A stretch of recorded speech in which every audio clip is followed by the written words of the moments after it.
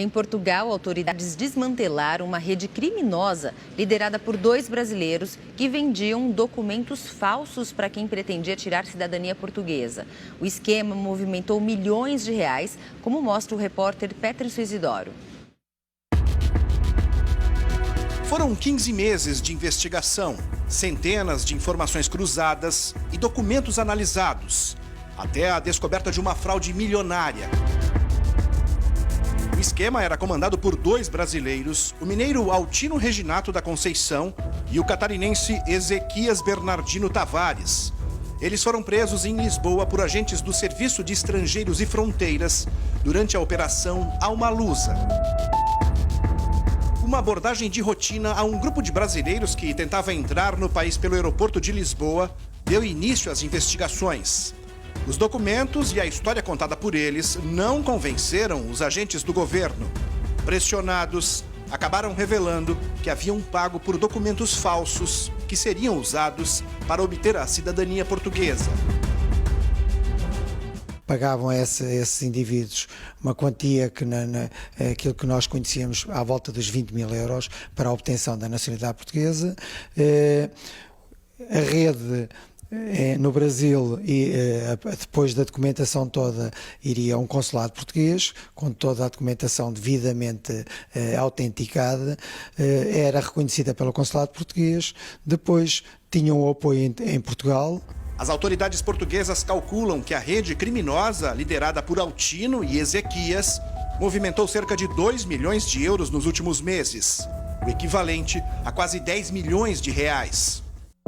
O esquema começava ainda no Brasil e contava com a participação de funcionários de cartórios. Eram eles que levantavam as informações sobre portugueses que viviam no país e que já tinham morrido. Os dados, então, eram repassados à organização criminosa liderada por Altino, que providenciava documentos falsos, entre eles certidões de nascimento. Esses documentos falsos, devidamente autenticados e reconhecidos nos cartórios, eram vendidos para quem quisesse obter a cidadania portuguesa. As pessoas então assumiam uma relação de parentesco falsa, fingiam ser filhos ou netos de portugueses. Já em Portugal, Ezequias e Altino recebiam os tais clientes e os encaminhavam para os advogados, que se tornavam representantes legais e davam entrada no cartão de cidadão para logo em seguida pedirem o passaporte português. Com base em todos os documentos analisados até agora, os agentes do CEF já identificaram que pelo menos 10 cartórios, em São Paulo, no Rio de Janeiro e em Minas Gerais, autenticaram documentos falsos para a organização criminosa. A Polícia Federal do Brasil já foi avisada sobre o esquema e também sobre esses cartórios. Aqui em Portugal, os 2 brasileiros que lideravam a quadrilha tiveram a prisão preventiva decretada e vão permanecer presos até o julgamento.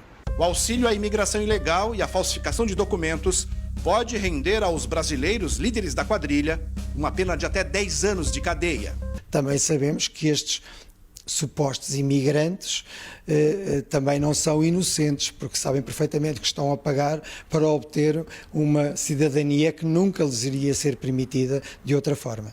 E a lei portuguesa é dura também para quem tenta enganar as autoridades em busca do sonhado passaporte europeu, como explica esse advogado. Mesmo que não tenha participado nessa falsificação do documento, o simples facto de o usar ou de estar com esse documento, é também circunstância para que esteja implicado num crime de falsificação de documentos. Portanto, poderemos estar a falar de uma moldura penal em que uma pena de prisão até 5 anos.